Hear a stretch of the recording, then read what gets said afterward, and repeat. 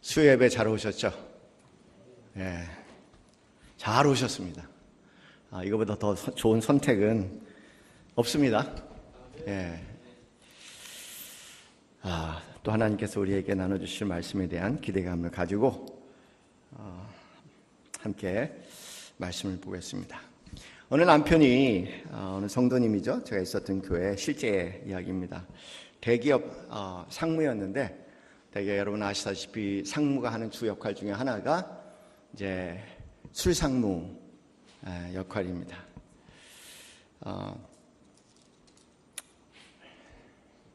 이 남편 되시는 분이 아주 좀 독특한 습관을 가지고 계세요. 그래서 술을 마신 후에는 그 회사에서 이제 전용 운전기사가 있지 않습니까? 근데 그 운전기사를 항상 보내는 거예요. 그리고 이제 아내한테 전화를 해요. 그래서 이제 아내한테 와서 좀 나를 좀 데려다 달라 그렇게 얘기합니다. 불편하죠. 열심히 신앙생활 하시는데 그런데 찾아간다는 것이 굉장히 불편하시도 불구하고 사랑하는 마음에 찾아갑니다. 찾아가서 이제 또 모시고 하는데 이분은 좀 특이해요. 뭐냐면 이제 아내가 오면은 이제 그 같이 술 드신 분들에게 이제 아내를 소개하는 게 제 아내입니다. 세상에서 가장 아름다운 여인이죠. 이렇게 얘기를 하는 거예요. 그리고 이제 거기 옆에서 시중 드는 종업원들 있지 않습니까? 종업원들을 보고 언니라고 해. 야, 언니야, 너희 언니야. 막 이렇게 얘기를 하는 거예요. 좀 특이하죠. 하여간 뭐 처음부터 끝까지 특이한 분은 사실인 것 같아요. 이제 그렇게 서로 맞춰 살았습니다. 그런데 이제 어느 날 그날따라 이분도 나이가 나이니까 이제 갱년기 나이를 이제 한 가운데 접어들어서 몸이 몹시 피곤하고 힘들 그날 한밤중에 또 전화가 온 겁니다. 와서 이제 나를 데려가 달라는 겁니다. 근데 흥미로운 것은 뭐냐면 그렇게 이제 술을 먹고 데리고 이제 집에 올 때 그 어린아이 같죠. 마치 어린아이가 그 엄마한테 막 뭐 신나는 날 얘기하듯이 그렇게 얘기한대, 아내한테. 근데 그저 하루 이틀이지. 계속 그러니까는 이제 자기만 얘기하고 나도 할 얘기가 많은데 굉장히 이제 짜증나고 속상하고 그런 어느 날 이제 몸이 몹시 피곤하고 힘든데 그날 이제 새벽 1시에 전화가 온 겁니다. 빨리 와서 나 좀 데려다 달라. 그래서 이제 아내가 그날은 안 되겠다 생각이 들어서 여보 너무 피곤해. 나 좀 쉬자. 운전기사 데리고 운전기사한테 데려다 달래. 거기 회사가 왜 그 사람 붙여줬어? 이런 일 때문에 붙여준 거 아니야? 그렇게 이제 짜증난 얘기를 한 거예요. 그랬더니 이제 어린아이가 꾸중받는 어린아이가 아무 말도 않고 그냥 네 이렇게 이야기하듯이 그렇게 이제 반응을 하죠. 그리고 새벽 4시 돼서 전화를 받았는데 응급실에서 온 전화예요. 남편이 혼자 운전을 하다가 교통사고가 난 거죠. 그리고 남편은 이제 그렇게 떠나게 됐습니다. 참 지금도 종종 그런 생각, 그 마음이 뭘까 도대체? 그분의 마음이 도대체 어떤 것일까? 상상이 안 돼요. 정말 상상이 안 됩니다. 제일 듣기 싫은 말 중에 하나가 어쨌든 간에 열심히 믿지 않았지만 예수를 믿게 됐으니까 천국에 갔을 테니까 위로받으라는 말이 그렇게 듣기가 싫었다고 얘기를 합니다. 충고하는 사람들은 뭐 이루 말할 것도 없고 이제 한 3달 정도는 뭐 이렇게 공감을 해주는 듯 싶더니 힘들겠다 근데 3달 지나니까는 이제 100일도 안 됐는데 불구하고 이제는 정신 차려야지 애들도 있고 뭐 이런 얘기들이 본인이 마치 바보같이 그렇게 느껴지는 것 같아서 그런 사람 만나는 것도 굉장히 싫고 화가 나고 이런저런 상황 돌아볼 때 당연히 이제 하나님에게도 왜 나에게 이런 일이, 우리 그런 일들 일어나잖아요. 왜 나에게 이런 일이, 그런 생각에 하나님에 대한 분노도 컸다고 합니다.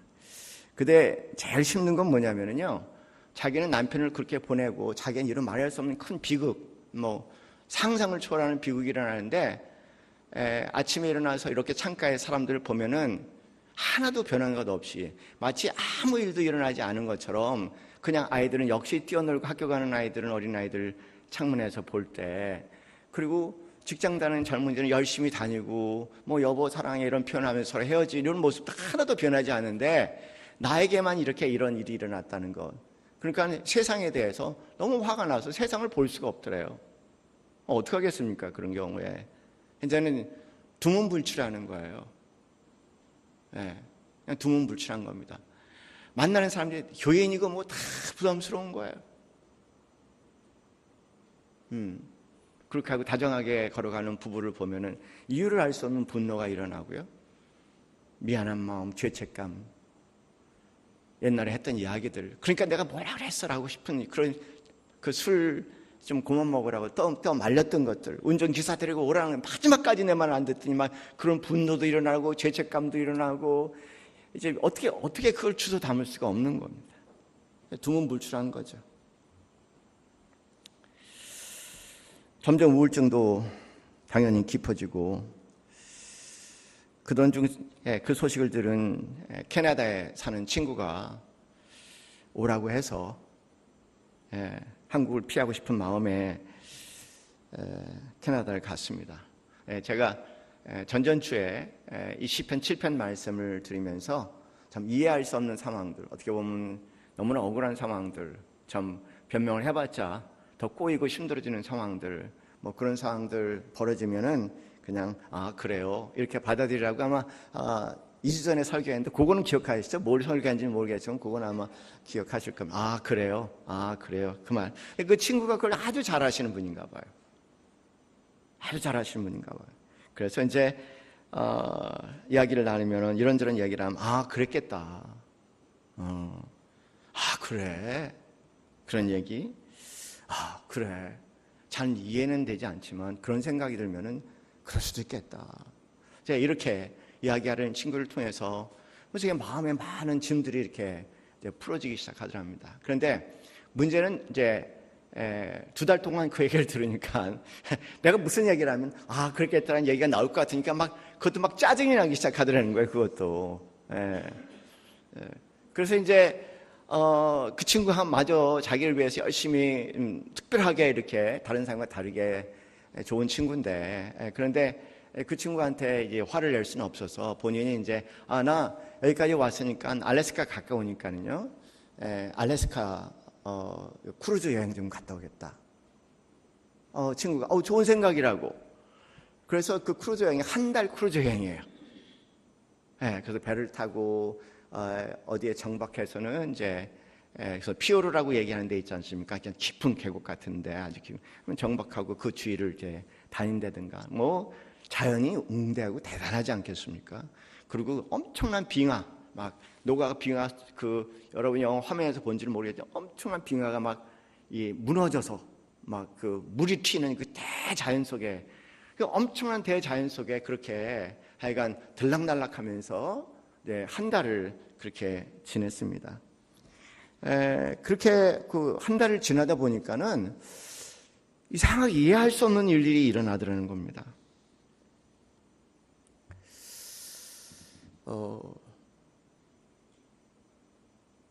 그냥 자기 마음에 그냥 이런 생각.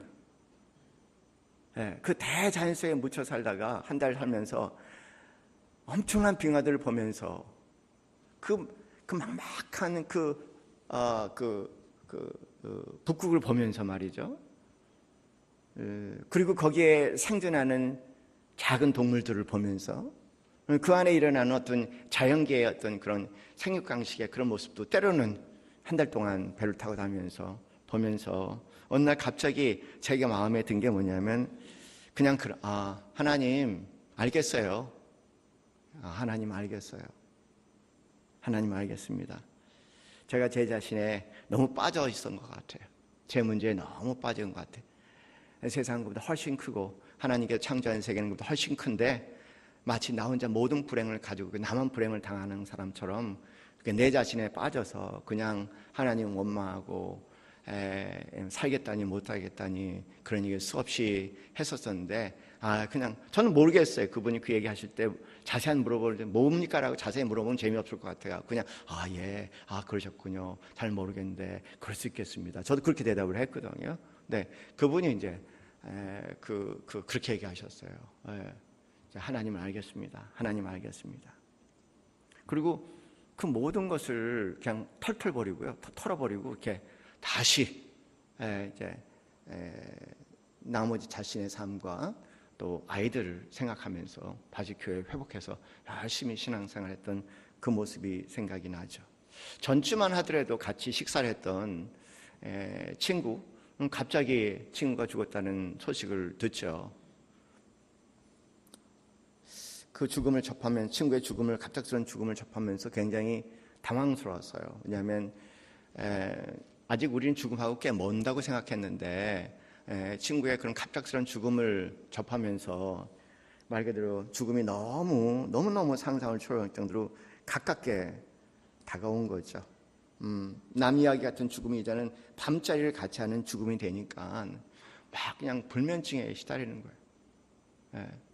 그래서 정신과도 찾아가 보고 약도 먹어보고 그런데도 어떻게 할 수 없는 불면증으로 이렇게 밤을 새우시다가 점점 깊은 불안 우울증에 이제 빠지게 되셨죠. 제가 있었던 교회 상담실이 있으니까 당연히 권사님이 찾아오셔서 그 마음을 얘기하시길래 제가 그분하고 이미 상담 받을 거 다 받았고 약은 먹고 더 할 건 없는 것 같아요. 거기다가 주님을 생각해서 얘기했다가는 더 마음의 시험이 될 것 같고 그래가 그냥 이제 제 스텝하고 같이 셋이서 그냥 이렇게 산을 그날 2시간 동안 산을 우리 그 뒤에 대모산 있지 않습니까? 대모산 이렇게 하고 2시간 동안 천천히 산을 걸었어요. 올라갈 땐 생각이 복잡하셨는데 내려올 때쯤 돼갖고 어떠세요? 그랬더니 목사님 마음이 굉장히 편안해졌어요. 그래서 그렇게 자꾸만 산 올라갔다 내려오시고 올라갔다 내려오시면은 어느샌가 그게 마음에 툴툴 털릴 시간이 될 겁니다. 그래서 그 후에 이제 꾸준히 그렇게 하시다가 그 권사님도 이제 잠을 자게 되는 이제 그런 상황이 됐죠. 그분 표현이 아주 늘 기억이 나요. 목사님 참 신기해요. 참 신기해요. 우리 인간이 가지고 있는 가장 불행한 가운데 하나가 뭐냐면 대자연의 능력을 모른다는 겁니다. 기고만장한 인간이 자연 없인 인간은 생존할 수가 없는데 그냥 인위적인 세상 가운데서 인간이 만든 세상에 스스로 왕이 돼서 살아가는 이 모습이 우리 인간에게 굉장히 큰 불행을 가져다 주는 거죠. 이 시편 8편이 오늘 읽은 8편이 사실은 시편 말씀을 보면 3편부터 7편까지의 말씀을 보면은 다윗이 계속 고난 아주 지겨울 정도로 고난에 대한 얘기를 계속해요. 설교하는 사람 입장에서 굉장히 힘들어요. 왜냐하면 6주 동안 계속 고난에 대해서 얘기하다 보면 듣는 사람도 짜증나고 말하는 사람도 짜증나잖아요. 그렇죠? 이제 그만했으면 좋겠다.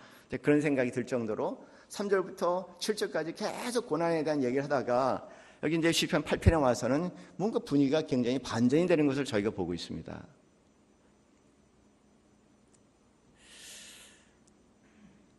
그것은 뭐냐면 대자연을 보기 시작한 거예요. 대자연을 보고 대자연을 보는 것뿐만 아니라 그 대자연의 광활함, 그 놀라움에 대한 경이로움, 그리고 그 경이로움보다 더 경이로운 그 이면에 그 모든 것을 창조하신 하나님의 그 손길을 봤다는 거예요.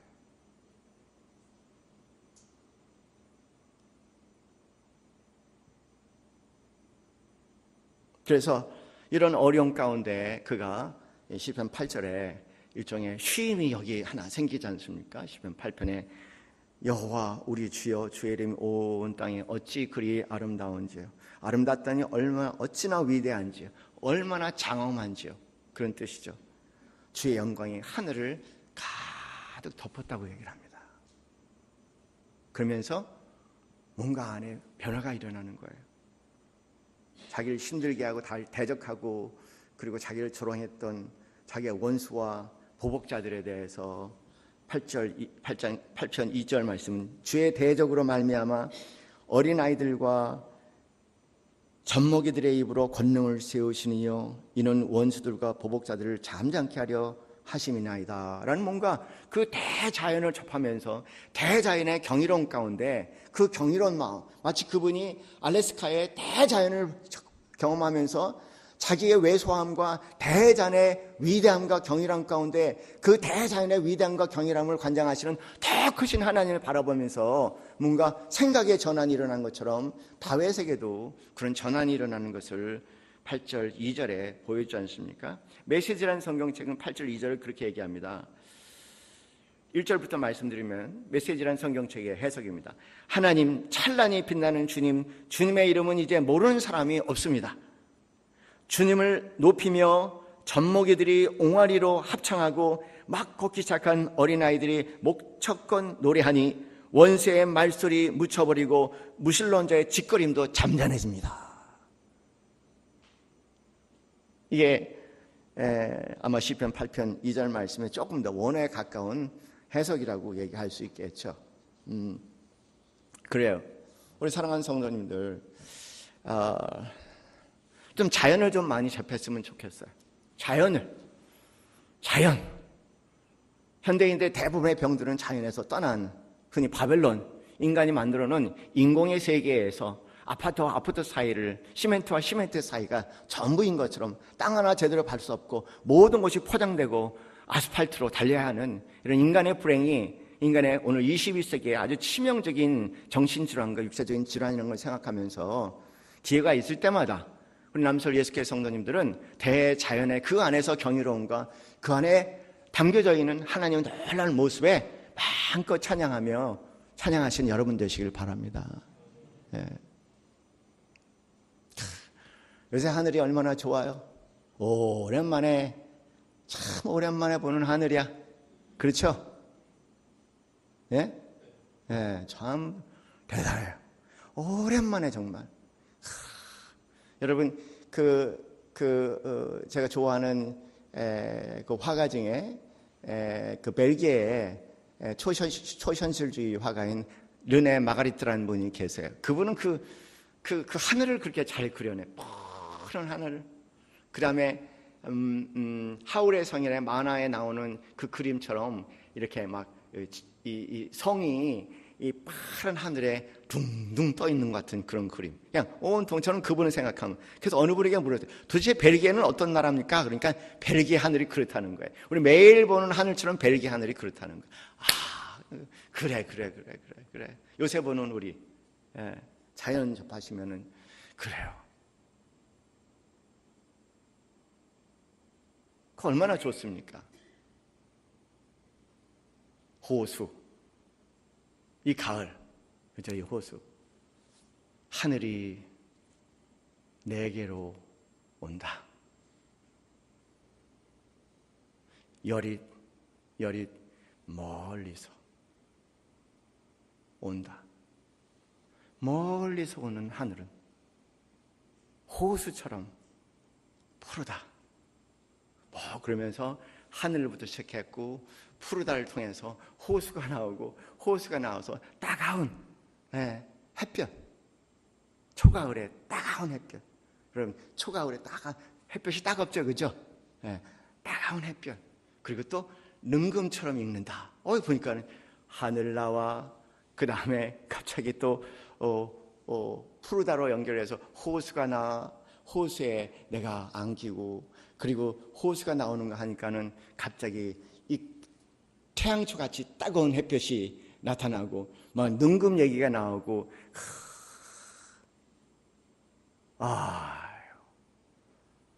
얼마나 좋은지 몰라. 차 속에 갇혀서 운전하지만 거기다가 또 그 노래가 양희은 소유서 속에 또 노래가 되어 있지 않습니까? 그러니까 또 요새 너무 좋잖아요. 딱 핸드폰 해갖고 그냥 소리 나올 때 가사는 대부분 아니까 열심히 부르다 보면 어느덧 그냥 지옥 같은 이 교통 체증을 뚫고 거기 30분 있었는지 40분 있었는지는 모르겠지만 뚫고 나와서 그 안에 짜증내고 속상하고 이런 것보다 훨씬 낫잖아요. 이게 주요한 씨는 여러분이 암송하는 카드에 시카드에 그런 카드 있었습니까? 너무 좋은 샘물이 혼자서 춤을 춘다. 산골짜기 돌틈으로 샘물이 혼자서 웃으며 간다. 험한 살긴 꽃 사이로. 샘물이 하늘은 맑은데 즐거운 그 소리 산과 들에 울려온다. 그런 것을 볼 수 있는 사람이 얼마나 복된 사람인지 몰라요. 시편 121편도 그렇습니다. 여러분 아시나 내가 산을 향하여 뭐를 들리라고요? 눈을 들리라. 내가 산을 향하여 그랬어요. 네, 어묵에 내가 산을 향하여 눈을 들리라. 나의 도움이 어디서 올꼬? 나의 도움이 천지를 지으신 여호와께서로다. 이거는 대자연을 볼 수 있는 사람에게 하나님께서 허락하시는 축복할 영적 은혜입니다. 여호와께서 너를 실족지 아니하게 하시며 너를 지킨 자가 졸지 아니하시로다. 이스라엘 지키는 이는 졸지도 아니하고 주무시지도 아니하시로다. 여호와는 너를 지키시는 이시라. 여호와께서 내 우편에서 오른편에서 내 근이 되시나니 낮에 해가 너를 상하지 아니하며 밤에 달도 너를 해치지 아니하리로다. 여호와께서 너를 지켜 모든 환난을 면케 하시며 때에 내 영혼을 지키시로다. 여호와께서 너의 출입을 지금부터 영원히 지키시리로다. 눈을 들어 그렇습니다. 눈을 들어 내가 산을 향하여 눈을 드니.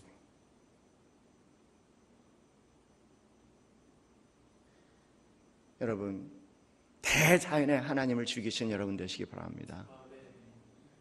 맨날 여기 앉아서 꼼짝꼼짝거리는 그런 하나님 말고 천지를 창조하신 대우주와 밤하늘의 별 가운데 그리고 거대한 구름덩어리 가운데 맑은 하늘 가운데 때로는 천둥과 빗속 가운데 말씀하시는 하나님 있지 않습니까?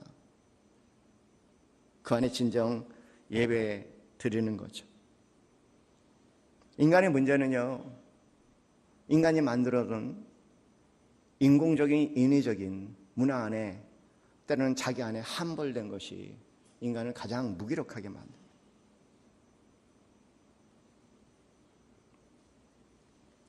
자연의 위대함과 그 안에 더 위대하신 하나님을 보지 못하는 것이, 그리고 하나님을 그냥 맨날 골치 아프게 이렇게 여기서만 하나님의 역사한 듯, 그리고 특별한 예배 시간에 와서 예배 드릴 때만 성령께서 역사하시는 듯, 그런 파편적이고 부분적인 하나님이 아니라 내 삶의 장소와 때를 가리지 않고 어느 곳에서나 역사하시고 만나주시는 볼 수 있는 하나님 있지 않습니까?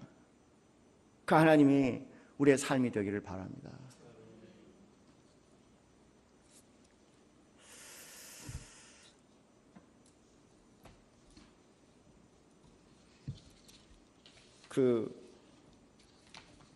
프랑스의 루이 14세는 4살 때 보좌에 앉았대요. 4살 때.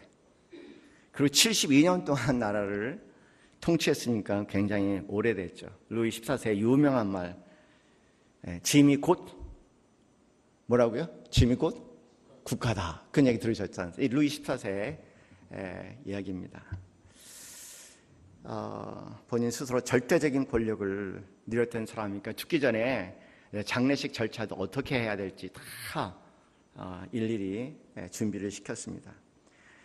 노틀댐 사원, 프랑스의 유명한 사원이지 않습니까? 웅장하고 화려하고 엄숙하게 자기 장례식을 치를 것을 준비했죠. 수많은 군인들과 귀족들이 마지막 경의를 표현하기 위해서 그가 준비한 황금으로 치장된 관 앞에 모였습니다. 그 관도 자기가 다 준비한 관이고요. 그리고 이제 루이 14세가 마지막으로 명령한 건 뭐냐면 그 관 위에 촛불이에요. 관 위에 촛불이 하나가 올려놓으라고 얘기하고 그 노틀댐 성 안에 그 사원 안에 있는 모든 촛불을 다 끄라고. 그래서 오로지 자기의 황금관과 그 안에 촛불 하나만 이렇게 딱 보이게끔 모든 사람이 그에게 시선을 집중하도록 그렇게 만든 거죠. 그래서 그 관 위에 타오르는 촛불을 숨죽인 채 모든 조문객들이 바라봤습니다. 그리고 시간이 되어서 장례식을 집전할 마실론이라는 신부가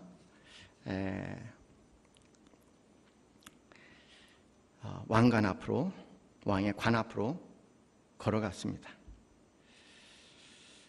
그리고 그 관 앞으로 걸어가서 모든 사람이 집중하고 있는 그 순간에 이 마실론이란 신부가 그 불을 어떻게 한지 아세요? 그래 껐어요. 그리고 한마디에 설교를 했습니다. 영어로 얘기하면 Only God is great. 오직 하나님만이 위대하시다. 오직 하나님만이 위대하시다. 이 표현이 여기 시편 8편에 여호와 우리 주여 주의 이름이 온 땅에 어찌 그리 아름다운지, 이 아름다운지가 위대하시다. 이 표현에 여호와만이 위대하시다. 그리고 9절에 반복해서 나오는 표현도 오직 여호와만이 위대하시다.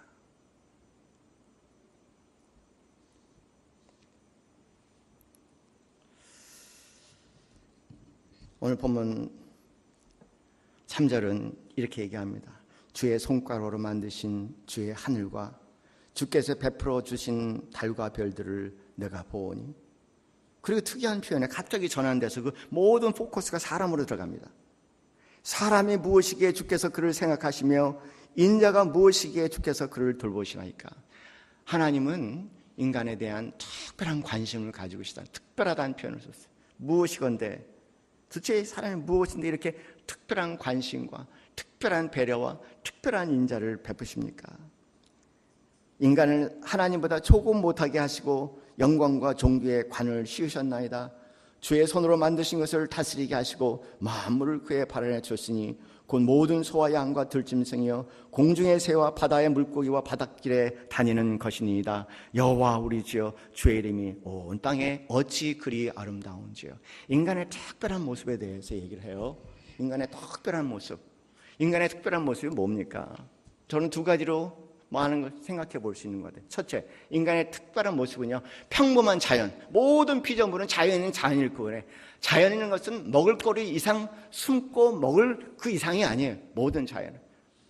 거기 하나님의 흔적과 자치, 자연의 위대함 가운데 숨겨져 있는 우리를 향한 특별한 마음들을 어떤 피조물도 읽어낼 수 없을 때 인간의 위대함, 하나님보다 좀 낫게 하시고, 그리고 그 영광과 존귀의 관을 씌운 인간의 위대한 모습은요, 평범한 자연의 대상, 먹거리, 숨길 거, 안식처, 이것이 아니라 그 안에서 하나님의 흔적을 느낄 수 있다는 거예요. 오늘 시편 8편이 전형적인 그 말씀입니다. 그것이 인간의 위대함이에요. 그런데 과연 이런 위대함을, 이런 특이함을 느끼는 사람들을 생각보다 많지 않은 것 같아요. 그냥 동물의 수준의 자연도 하나의 먹거리에 불과하고 이용 정도에 불과하지, 그 대자연에 숨겨져 있는 하나님의 흔적, 우리를 향한 하나님의 배려, 우리가 먹고 마시는 것이, 우리 기도할 때 하나님 감사합니다. 하나님 감사합니다. 이 밥이, 이 쌀이, 이 밥이 나에게 오기까지 얼마나 많은 과정을 거치고, 말 그대로 대초 하늘에서 얘기한 것처럼 천둥도 들어갔고 폭풍도 들어갔고 번개도 들어갔고 무소리도, 별것들이 다 여기까지 오기까지 참 놀랍습니다. 이런 경이로움, 이걸 느끼며 살아가는 사람들이 얼마나 있을까. 그 사람들이 행복한 사람들이에요. 그 사람들이 사람다운 삶을 사는 사람입니다. 나머지는 사람이라고 얘기하지만 하나님께서 주신 우리의 그 위대한 특별한 왕관은 우리에게 없어요. 문제는 많은 것을 쌓아놓고 사는 것이 아니라 작은 것에 대해서 그 안에 잔뜩 들어가지는 하나님의 경이로움을 읽어낼 수 있는 것, 이것이 전 진정한 인간이고 진정한 그리스도인이라고 생각해요.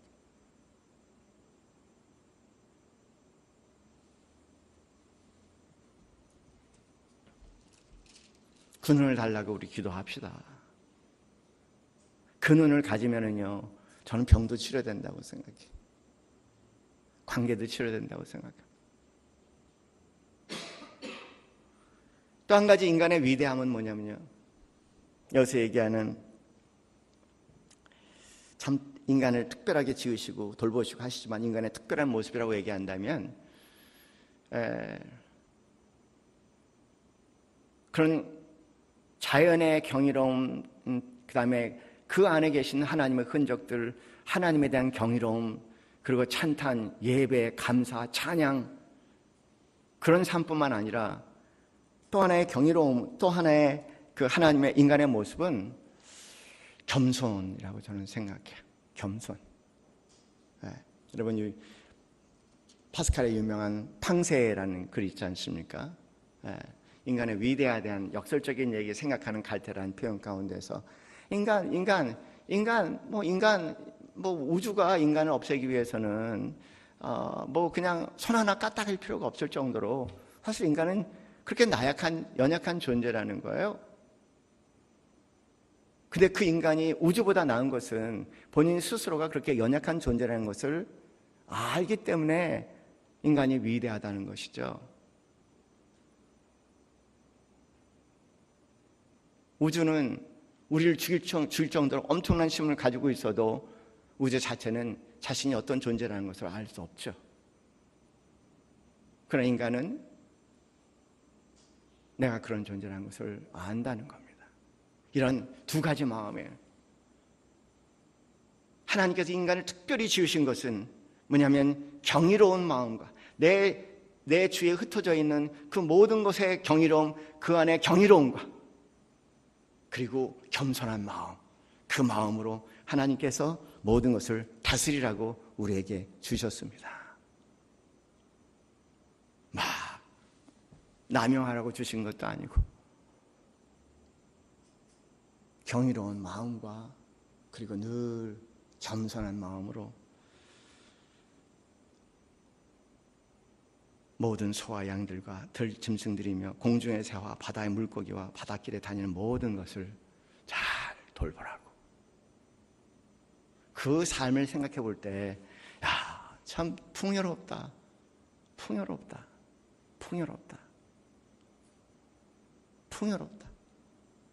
지나가다가 푸른 하늘, 지나가다가 코스모스, 지나가다가 백일홍, 지나가다가 얼마나 많이 흩어져 있어요. 동물이 그럽니까? 인간만 할 수 있는 특권이에요. 그런데 인간임에도 불구하고 그 자리에 있지 못한 우리 자신의 모습이 온갖 병을 가져오는 저는 원인 중에 주원인이라고 생각합니다. 아내를 보고 아이를 보고 남편을 보고 하는 일에 대해서 그런 경이로움과 겸손의 마음을 갖는다면 얼마나 그 삶이, 그 가정이, 그리고 그 사이가 풍요로워질까. 그 하나님 안에 안겨 사시는 우리 사랑하시는 성도님 되시기를 주님의 이름으로 축원합니다. 우리 찬송가